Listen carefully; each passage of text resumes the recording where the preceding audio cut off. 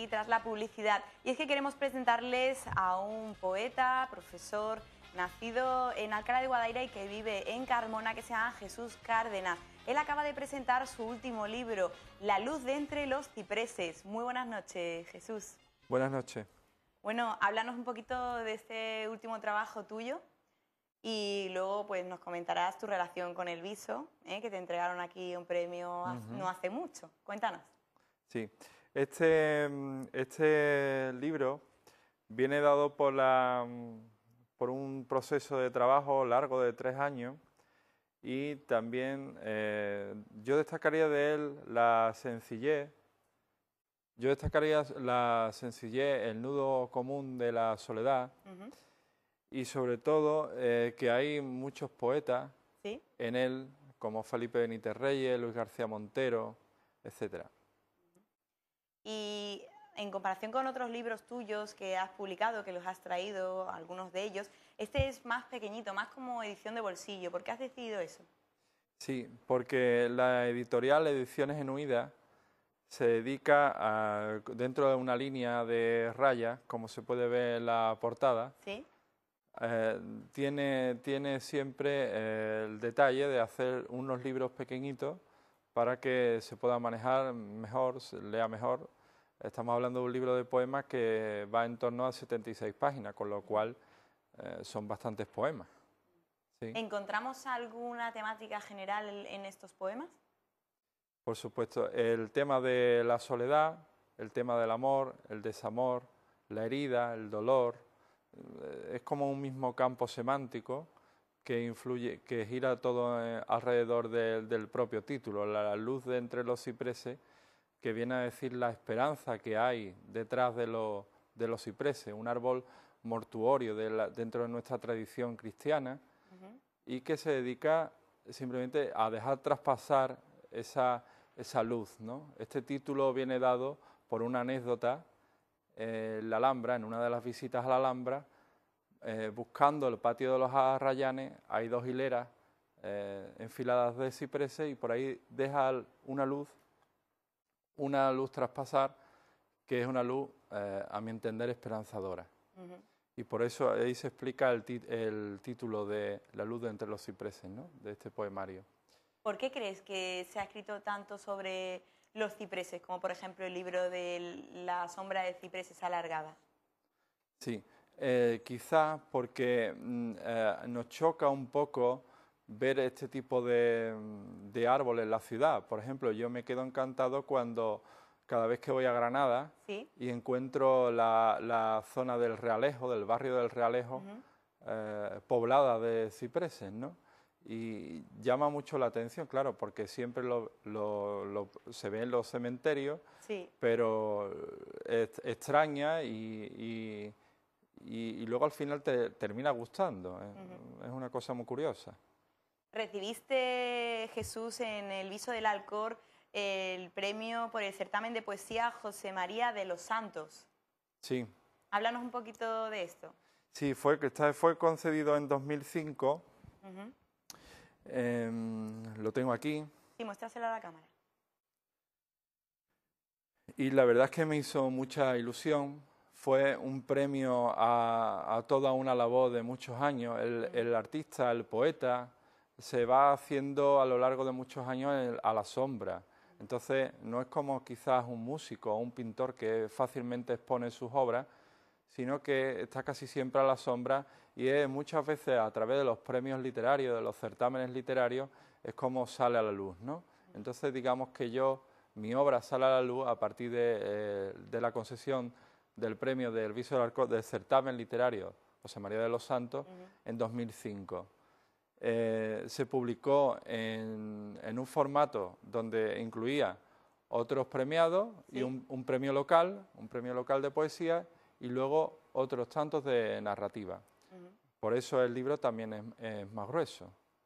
Aquí mi poemario se tituló Algunos arraigos me vienen y fue primer premio de poesía, así que me hizo muchísima ilusión. O sea, la que le tienes que tener un especial cariño al Viso por eso también, ¿no? Claro, sí, claro, el hablar del Viso a mí me muestra cercanía, porque estamos hablando de los Alcores y al fin y al cabo son pueblos muy bien conectados, con buenas carreteras y es de fácil acceso y por su gente, por su carácter, pues como somos prácticamente iguales, pues yo me identifico mucho con el Viso, ¿no? Y la concesión de este premio significó, como digo, mucho para mí. Me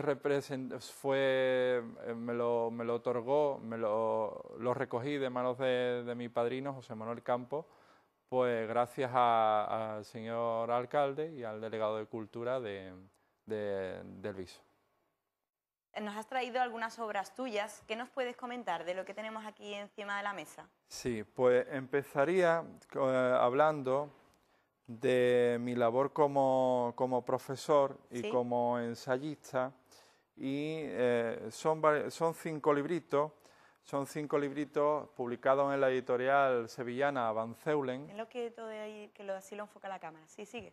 Van Zeulen, que yo soy un coautor. Dentro hay más personas que escriben y mi labor es sobre todo dirigir a esas personas hacia un punto, que es el hecho de sacar el libro, ¿no? Hablamos de la literatura en secundaria, de la narrativa en secundario, la lírica, la atención a la diversidad, etcétera. Luego también traía unas actas del Congreso de la generación del 27, donde hay un artículo publicado sobre un poema de Vicente Alessandre que se titulaba Madre, Madre. Estaba incluido dentro de su poemario Espada como labios y está publicado por la Asociación de Profesores Elio Antonio de Nebrija, que es la Asociación de Profesores Andaluza de Español. Luego, seguidamente, tenemos un premio concedido por la Fundación Latin Heritage Foundation, que está publicado este libro, Una isla en la isla, recoge varios poemas y entre ellos aquí figura uno mío que es Días Grises, junto con otros tantos premiados. Y me hace mucha ilusión también recoger, claro, estos premios, pero sobre todo que cuando miro la solapa y veo que está hecho en Washington, ¿no? Entonces me llama mucho la atención y lo quiero mucho. Claro. Una isla en la isla. Y luego, seguidamente aparecí en la antología de la misma fundación, Latin Heritage Foundation, con una serie de poemas que yo titulé Cadencia en el mar. Junto a otros autores, pues aparecen varios poemas míos. Y antes de pasar a mi poemario, quería destacar mi labor como articulista. He publicado más de 20 artículos, son más de 5 libros los publicados en torno al ensayo, pero me quedo sobre todo con la labor de poeta. Me considero ante todo poeta. Es que leyendo acerca de cosas que tú has escrito, una de ellas que quiero destacar es que dices que para ser poeta hace falta tener talento, pero no solo eso. ¿Qué más hace falta, Jesús? Hace falta sobre todo mucha capacidad de trabajo, de constancia. El artista no es aquel que nace, el artista se va haciendo, camino, como hacía camino Antonio Machado, como hacía exactamente, como hacía Juan Ramón Jiménez. El buen escritor es el que tiene la papelera más llena, no el que la tiene más vacía. Así que un buen escritor es, al fin y al cabo, un buen lector, un buen lector que sabe leer entre líneas, que sabe leer al sesgo, como decía el propio Antonio Machado. Y esto tiene que ver con la noción de poeta, con la noción de no ser alguien misterioso. El misterio en todo caso está en el lector, se encuentra en el lector. La poesía no es aquella dama romántica con un velo, sino es aquella poesía que es aquellas letras que entran, que se asumen por un público. Entonces, en ese sentido, el poeta sabe de esos signos. ha descifrado esos signos. Por lo tanto, para él no hay misterio en la poesía, porque sabe de sus artificios, sabe de sus técnicas, sabe de sus trucos, al fin y al cabo. Y hablando de público, ¿crees que el público de la poesía es más reducido que el de la narrativa o directamente? ¿Crees que los jóvenes aprecian o valoran lo suficiente la poesía? Qué duda cabe que la narrativa es bastante más leída, no hay ningún bestseller de poesía. Bueno, sí, está José Manuel Caballero Bonal, está Luis García Montero, Felipe Benítez Reyes, Carlos Marzal y otros tantos, pero no se aproxima ni a una cuarta parte de lo que venden los novelistas. Hoy en día tenemos el libro electrónico, que aunque a mí no me gusta llamarle ebook, me gusta llamarle por su nombre en castellano, libro electrónico. El libro electrónico puede convivir perfectamente con el libro en papel, pero yo personalmente me negaría a saborear, a tocar, a palpar un libro antes que tener un libro electrónico. Los jóvenes hoy en día se aproximan más a las tecnologías. De hecho, ahí están la cantidad de videojuegos que se venden. Se venden más videojuegos que cine, música y libros juntos. Es decir, estamos hablando de unas tecnologías que engañan a los jóvenes. En mi opinión, engañan a los jóvenes. Sería muy raro concebir que hay un niño leyendo, un adolescente leyendo poesía por sí mismo, a menos que sus padres se lo den, sus profesores se lo den. Sería muy extraño concebir ¿por qué? Porque los jóvenes actualmente pues muestran menos sensibilidad, incluso yo diría incluso menos cultura, aunque siempre confío en algunos alumnos y en algunas alumnas que serán, claro, nuestras generaciones que nos sacarán. Léenos, si te parece, algún poema de los que has presentado en este último libro. Sí, el poema que voy a leer se titula La permanente contradicción y habla sobre el desequilibrio que, en mi opinión, tienen los humanos. Siempre estamos buscando la mesura, siempre buscamos el no comer demasiado, el no beber demasiado, el no amar demasiado. Yo me niego a la mesura en el amor, ¿no? Y entonces este poema que voy a leer es muy representativo de mi libro, ¿no?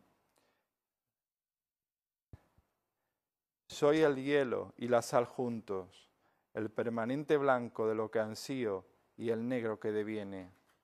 Soy la hendidura y la hoja del cuchillo, las cosas que puedo darte y la luna que tú me pides, lo que nos conmueve y lo indiferente por costumbre. Soy todavía santo y criminal, los espejos y el tiempo, el centro de la certidumbre hecho trizas, aquellos lujos y la arena seca, y el jarrón de los sueños que un día rompí, la herida y la cicatriz, y luego la herida y el dolor, porque toda herida abierta tiende a abrirse cada vez más. ¿Crees que siempre hay que analizar los poemas para entenderlos en profundidad? No hace falta, el poema ha de llegar, el poema no necesita descubrirse, no necesita desmoronarse, no necesita analizarse la métrica, encontrarse la figura estilística, no necesita decir ni siquiera de qué trata. El poema ha de llegar, puede llegar en verso, puede llegar en prosa poética, pero sobre todo ha de llegar a través de un sentimiento, una sensibilidad. La persona que no tiene sensibilidad, lo más probable es que no le llegue. Claro. ¿Dónde podemos encontrar La luz de entre los cipreses, quien esté interesado en comprarlo? Pues sí, mira, esta editorial sevillana pues lleva un año y medio de andadura y son varias las librerías asociadas, tanto en Sevilla, librerías como por ejemplo Un gato en bicicleta, que se encuentra en la calle Regina, y otras tantas librerías. De hecho, el día 21, invito desde aquí, estaré en la Casa del Libro En la calle Sierpes, ¿no? En la calle Velázquez número 8, estaré allí también presentando mi poemario con otra poeta, Ana Alvea Sánchez. Estupendo. Y hay otras, a través de la página web de la editorial Ediciones Genuidas, también se puede encontrar, y por último también, como no, en amazon.es. Vale. Pues nada, si lo dejas también en la biblioteca del Viso nos avisas, ¿eh? En la de Carmona supongo que ya la habrás dejado, ¿no? Pues de momento en las bibliotecas no me hace mucha gracia que esté y al editor tampoco. Vale. Así que de momento tenemos un recorrido, una mini gira, que desde aquí anuncio que está en mi blog de Jesús Cárdenas, o bien Reducto de la Imaginación, blogspot.com, y ahí se puede ver en la pestaña Agenda los lugares que saldré a Madrid, Asturias, Lucena, Málaga, Córdoba, Granada, Málaga, etcétera. Unos cuantos. Te deseamos muchísima suerte, Jesús, que escribas muchísimos libros más y vendas más todavía. Muchas gracias. ¿Vale? Hasta otra. Gracias por haber venido. Nosotros les invitamos ahora a que nos acompañen al vagón del revisor.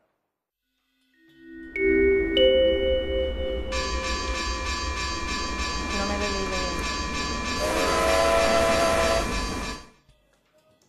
¿Y qué tal? Ya estamos aquí una semana más, Isa y yo, con el vagón del revisor, para traerles todas las noticias que acontecen raras a lo largo del planeta. ¿Qué tal, Isa? Buenas. Buenas, ¿qué tal? ¿Cómo te ha ido la semana? Bien, muy bien. Sí, ¿no? Sí. Esos exámenes aprobados, ¿no? Sí, aprobado. Felicidades. Bueno, esa es una noticia también para decir. Sí, hombre, un poco curiosa, ¿no? Sí. Bueno, no, lo curioso sería que suspendiera, ¿eh? Porque eso, no esperaba menos de ti. Eso. Así que a ver qué nos traes esta semana. Bueno, pues esta semana vamos a comenzar con una noticia pues curiosa, como hemos comentado antes. Sí. Y es que resulta que un hombre de 60 años duerme en un ataúd. ¿Qué te parece? Pero eso es un poco raro, ¿no? El hombre Pues sí. Rarito tiene que ser un poco, Sí. Ahí lo estamos viendo. Y todo viene porque desde pequeño hizo un pacto de sangre con su amigo. Y quedaron en que el primero que muriese, pues le compraría el ataúd al otro. Sí. Entonces, pues uno de ellos tuvo un accidente, este creyó que había muerto y le regaló el ataúd. Y ahora resulta qué pasó? que no estaba muerto, que estaba vivo. Entonces, pues decidió quedárselo y en honor a eso, pues duerme todos los viernes en el ataúd. Qué barbaridad, vamos, las cosas que llega a hacer la gente. Bueno, Sí. eso es como la gente que hace promesas a la Virgen o al Señor, Claro. y luego las lleva a cabo, que hay gente que le parecen raras, pero para él tienen un sentido. Lo que pasa Claro. que menos mal que es solo una vez de vez en cuando, y si no, porque si no acabaría con dolor de espalda, Además, ¿no? dice que si no duerme en el ataúd, padece insomnio. ¿Qué te Fíjate. parece? Pues me parece un poquito raro, porque yo al revés, si durmiera en el ataúd no podría dormir en toda la noche. Primero por Pues lo macabro que es. imagínate que tú te duermes con el ataúd abierto y te despiertas con el ataúd cerrado. Eso tiene que ser una angustia. Exactamente. O que se me mete un escarabajo dentro y me cierran el ataúd. Ah, Eso no, ya, entonces sí que me ya muero. de un Con el bichillo. asco que me da por ahí correteando. Sí, y además un pacto de sangre. ¿Tú has hecho un pacto de sangre alguna vez? Yo nunca, Yo tampoco. nunca. Lo he escuchado, pero nunca Bueno, lo yo lo he hacer. hecho en un corto que hicimos para un trabajito para nosotros. ¿Sí? Hicimos un corto que se Ah, llamaba Pacto de Sangre, que es lo pueden verdad. buscar en YouTube por si les interesa. Y ahí el corto iba de un pacto de sangre. Creo de que más o menos de lo mismo. Es verdad que intervenía tu madre, Claro. ¿no? No, la madre de nuestro Dani. compañero Dani Rosado. Eso, pues creo que el año pasado se presentó ese corto en el tren, así que me acuerdo Sí. perfectamente. Sí, así que era de pacto de sangre. Bueno, pues hablando de cosas raras, yo me he enterado que en Buenos Aires una señora ha caído desde el piso 23 Dios mío. y no se ha muerto. O sea, que eso es una buena noticia. Piso 23, eso es muy alto. Sí, se suele decir que si nos caemos desde el piso, no sé si quinto o así, nos podemos morir seguro, pero esta señora tuvo la suerte de que se cayó encima de un taxi, con lo cual el techo del taxi amortiguó la caída. O sea, suerte que tuvo la señora. Ahí vemos el taxi y resulta que el señor que iba dentro, el taxista, el conductor, no le ocurrió nada porque cuando estaba viendo a la policía que estaba por ahí cerca, que miraba hacia arriba y chillaba a la gente, miró él hacia arriba y rápidamente se salió. Así que tuvo suerte y reflejos y por eso no le pasó nada a él, que también hubiera podido ocurrir una desgracia, ¿no?, a este Pues conductor. sí, la verdad es que sí. Yo había escuchado casos por aquí, por España, de que alguien se ha tirado de un piso y gracias a los tendederos pues se han salvado porque ha amortiguado un poco la caída, pero desde luego a caída libre, que caigas en un taxi y no te mueras, eso es suerte. Pues sí, la mujer se desconoce la nacionalidad que tiene, no la han querido desvelar, pero sí tenía 30 años y el hotel, por si alguien ha estado en Buenos Aires o tiene pensado estar y tiene curiosidad o si pasa por delante y se acuerda, es el Hotel Crown Plaza Panamericano. Así que nada, ahí queda el dato. Exactamente, por eso te lo he dicho, porque me he acordado. Así Pues que sí. nada, ahí queda. Bueno, Silvia, y hablando de viajes, de irnos a otro sitio, ¿te gustaría viajar a la Luna? Pues mira, te digo la verdad. ¿Estarías dispuesto a pagar para ir a la Luna? Pues no, porque a mí me encanta viajar. Creo que es una excelente inversión para evadirse del estrés y de todo. Pero te soy sincera, ir a la Luna para verlo todo negro, prefiero ir a las cataratas del Niágara, ver todo la negro naturaleza no, porque y ver el agua. qué vista más bonita de la Tierra. Si está todo oscuro, yo creo que no se ve nada. Bueno, pues yo sí quiero viajar a la Luna. Y es que, Vale. según una rueda de prensa que se ha dado, en un plazo de 10 años habrá el primer hotel en la Luna.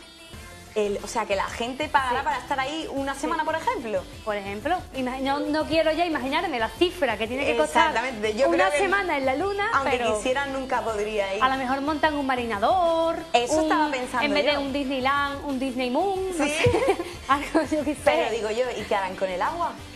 Para mantenerla No ahí sé, quieta en la pondrán piscina. una tubería de la Tierra a la Luna, yo qué sé, Pero no sé. digo por el tema de la gravedad, ¿sabes? Claro. No sé, no Ahí sé. es todo, Exactamente. Lo veo un Está poco muy complicado, divertido. pero Sí. tú sabes que para el hombre no hay retos imposibles, porque si hemos podido volar hasta la Luna, pues peores cosas podemos hacer, ¿no? Pues sí.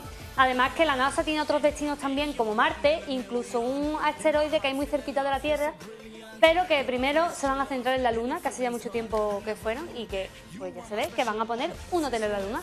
A mí me parece una magnífica apuesta, porque de verdad que viajar a un sitio tan insólito y tener las vistas tan bonitas que tiene que haber de la Tierra, eso tiene que ser increíble. Tú sabes que habrá gente que viaje gratis, ¿sabes quién? Bien. Los recepcionistas, las Ah, bueno. limpiadoras Bueno, del hotel, sí, hombre, los claro, cocineros los del trabajadores. hotel. Qué suerte, qué casting va a haber para ese Exactamente. hotel, ¿verdad? Y digo yo, ¿y ahí qué se servirá de comida? ¿Una cápsula? Pues no sé, barritas energéticas, esas cosas. Eso. En fin, seguro que ya hay gente invirtiendo Pues y seguro. competencia Yo entre ya un hotel y estoy otro. ahorrando. Yo estoy guardando todos los días 1 euro Sí, ¿no? para irme a la Luna. Yo prefiero que tú me lo cuentes, hagas buenas fotos y luego me las enseñes. Perfecto, ¿Vale? con eso quedamos. Y nos vamos ahora de la Luna a la Tierra, porque en China podemos decir que un niño ha vivido toda su vida, un joven, encerrado en una jaula. Y es que parece una locura y lo estamos viendo, y hay gente pues que no respeta los derechos humanos. ¿Se imagina pasar toda la vida encerrado? Pues es que debido a que un hombre sufre de discapacidad mental, su familia decidió encerrarlo en una jaula de madera, puesto que no podían cuidarlo. El joven de 23 años se llama Yun Wei y vive en la aldea de Wenyuan, por si alguien lo conoce de la zona. Está al sur de China. No puede caminar ni hablar debido a este problema y solo se puede arrastrar por el piso. Y debido a eso, una vez que lo dejaron andar por la casa, se le cayó encima además una olla de agua hirviendo y casi se muere. Claro, el niño todavía no podía ni siquiera correr porque como no ha podido desarrollar sus capacidades psicomotrices debido a estar toda la vida encerrado, pues hasta ese accidente tuvo. Gracias a Dios al final se salvó.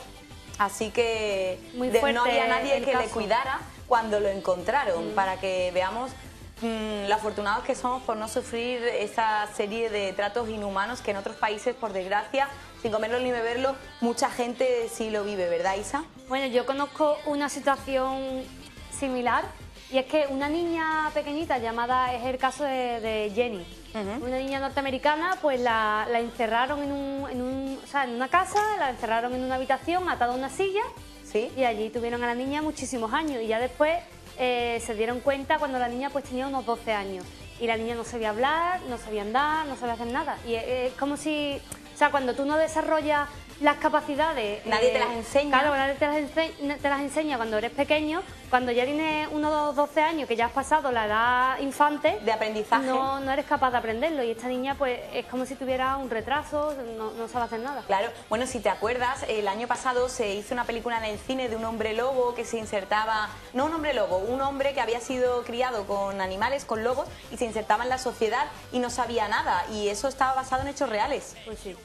Hay muchos casos así raros de niños y de gente que hace este tipo de cosas, pero bueno. Por añadirte un dato también, y a nuestros espectadores les diré que esa serie de tratos inhumanos se suele producir en China porque hay muy pocas guarderías y pocas personas que a lo mejor puedan cuidar de estas personas enfermas, y entonces, ya que no hay servicios estatales dedicados a estos cuidados como puede haberlo en España. Entonces, por desgracia, esto no es el único caso que se da en ese país. Hay más casos debido a que esa persona no tiene a nadie que la cuide, que le cuide o que la cuide. Pues sí.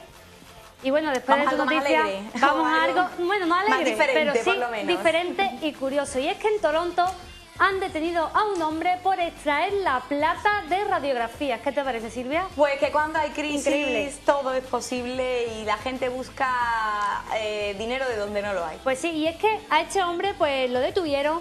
Llevaba un camión de alquiler con 30.000 imágenes recogidas de al menos 7 establecimientos diferentes.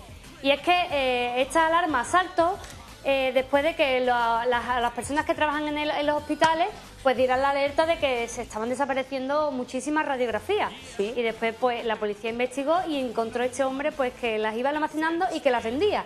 Y es que el gramo vale cerca de $1. O sea, que está bien, ¿no? Hombre, está bien.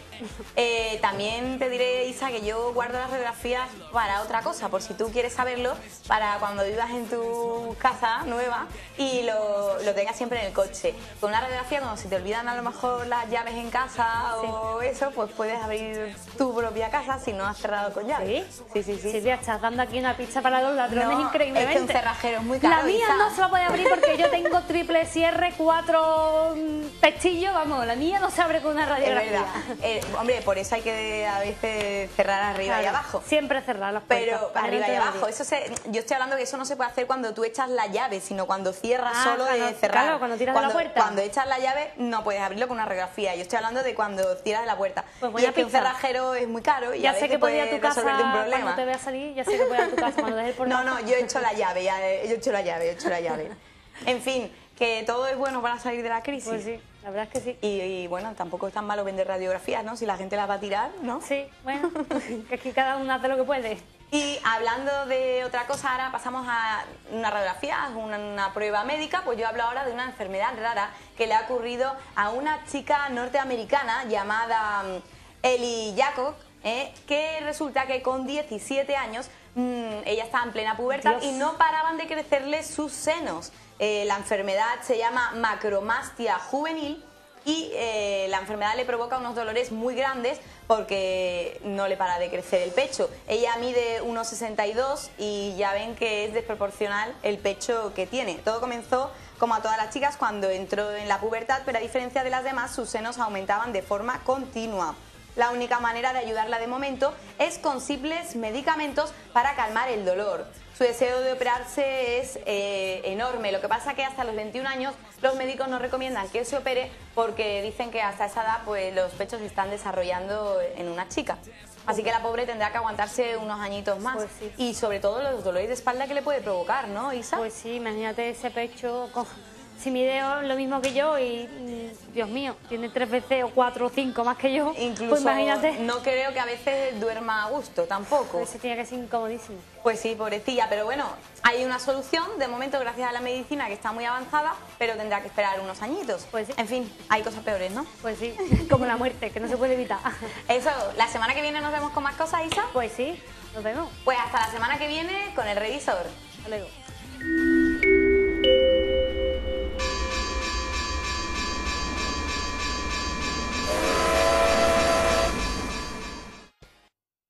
Y del revisor nos vamos ahora al vagón de los consejos con Eli. Muy buenas noches, Eli. Muy buenas noches. ¿Qué tal? ¿Hoy de qué nos vas a hablar? Bueno, pues yo precisamente no, Sí. pero Toñi Rosales es Sí. la chica que hemos entrevistado en un gimnasio. Hola, Toñi, Y- buenas noches. Buenas Y noches. tenía yo mucho interés de que ella nos hablara sobre lo importante que es hacer gimnasia. O sea, que tu consejo va a ser mantenernos por salud, no por el físico, ¿no? Por supuesto, salud antes. Toñi, estoy deseando conocer el gimnasio donde trabajas, Sí. pero eso va a ser después de publicidad, donde nos adentraremos con Eli en ese gimnasio GDR. Ahora volvemos.